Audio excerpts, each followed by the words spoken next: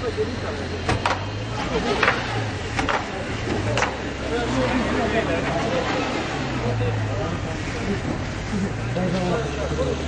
buradanmış abi. Bak yapma. Ya Allah siz arkadaşlar. Çekil.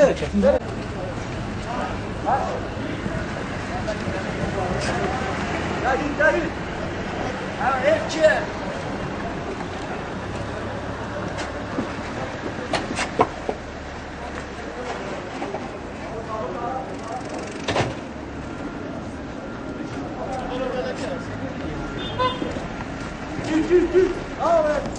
Hepsini yok.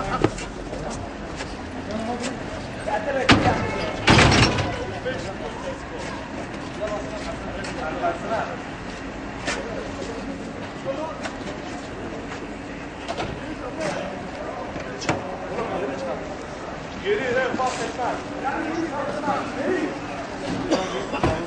Evet oğlum.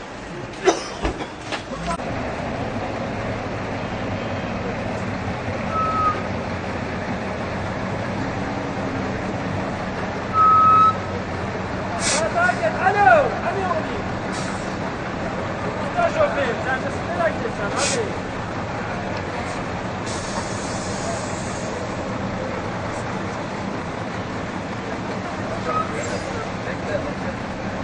Kaptan sen sağdan devam et.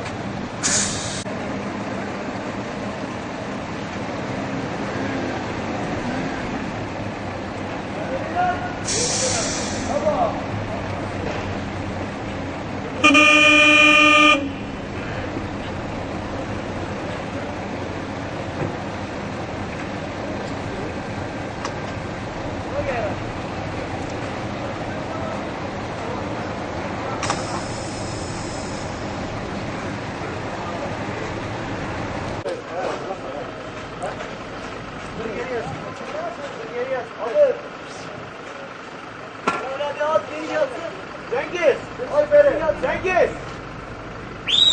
Bırak geri gel Cengiz! Asla yap geri gel! Asla yap geri gel sağ yap!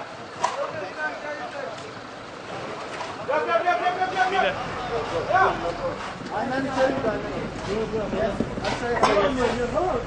Gel!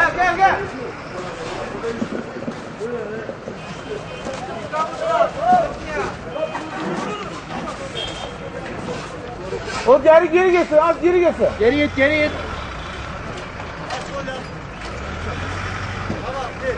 Lan sol yap geri git. Ne yapıyorsun?